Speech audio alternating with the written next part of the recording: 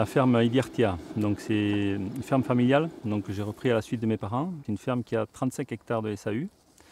Dans ces 35 hectares, il y en a 12 qui sont labourables, sur lesquels en gros je fais 3 hectares de maïs. J'ai un troupeau de vaches d'une trentaine de têtes, donc il y a 18-19 vaches à la traite, les jeunes, et j'ai 4-5 béarnaises qui rentrent plus dans un programme de sauvegarde de race. Les béarnaises vont tous les ans en estive, ça me permet donc de monter des génisses avec elles qui connaissent le parcours. Voilà, en gros, donc, les béarnaises, c'est mes Sherpas.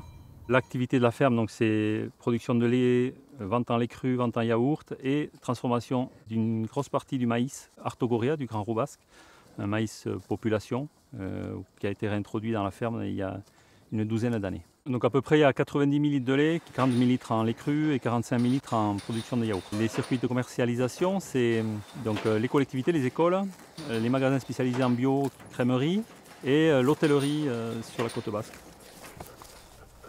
Dès qu'on peut pâturer et dès qu'il y a de l'herbe, on pâture.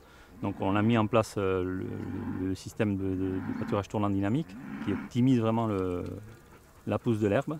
Pour l'hiver, donc je dois faire du foin. Pour avoir un foin optimal, j'avais mis en place il y a 20 ans de ça un système de séchoir en grange.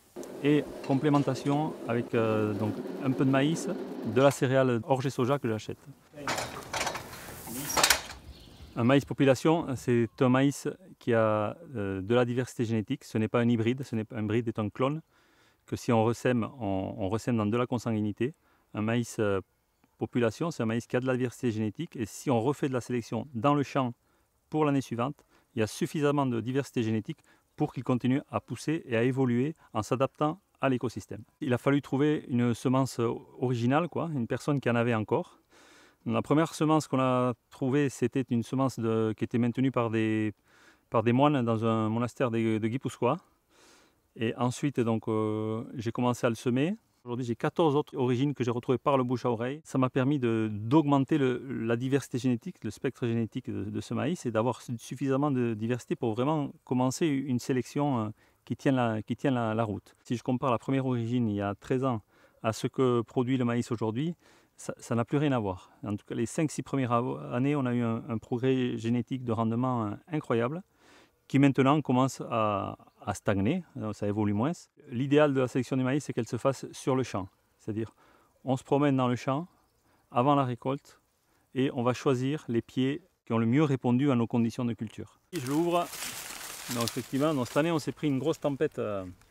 On s'est pris une tornade, donc il a vraiment ramassé. Et la verse, la résistance au vent, c'est quand même le point faible de cette population. Parce qu'il est très haut, il fait assez grosse tête.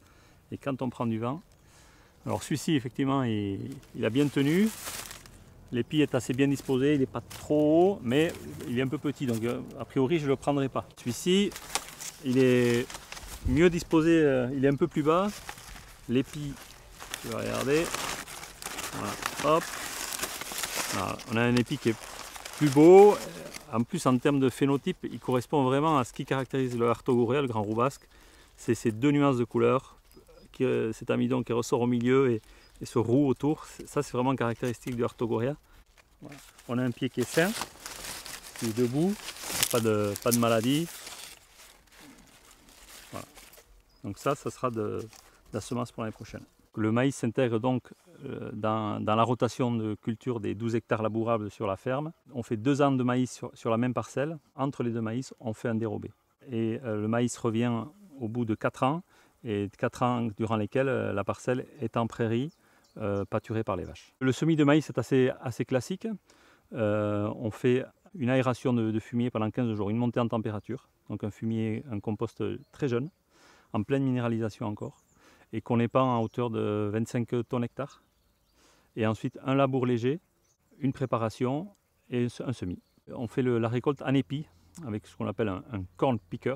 Ensuite pour le re-effeuiller avant de le mettre en cribe, on sèche le maïs dans des cribes à maïs avec le vent du sud qui va le sécher. L'idée c'est de faire un séchage lent et qui ne dénature pas le goût du maïs. Une fois que le maïs est séché, on va l'égrainer.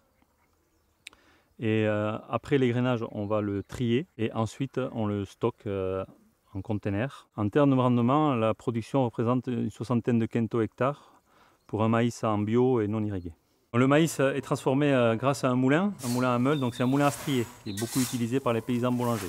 Et ensuite, avec la même mouture, on a un tamisage qui a été réfléchi et adapté au maïs pour sortir et de la farine et de la polenta. Voilà, de la semoule qui sera de la polenta, puis le son. Avec une meule de 60, on arrive à faire 7-8 kg à l'heure. Au niveau des rendements, sur 1 kg de maïs, on va avoir à peu près 55% de polenta, 35% de farine, et le reste sera 10% de son. Le son, c'est les vaches qui le mangent principalement. La difficulté en agriculture biologique pour le conserver, c'est les charançons, les mites, notamment quand la température commence à monter. Moi, depuis 2 ans, j'ai investi dans un conteneur frigo qui me permet, par le froid, de réguler les pontes, les œufs et les populations. L'idéal, c'est d'avoir une farine la plus fraîche possible, parce que le maïs, c'est une farine un petit peu grasse, et donc qui peut rancir. La meilleure solution, c'est le sous-vide. Moi, je commercialise autour de 10 tonnes, principalement en restauration et un petit peu en épicerie fine.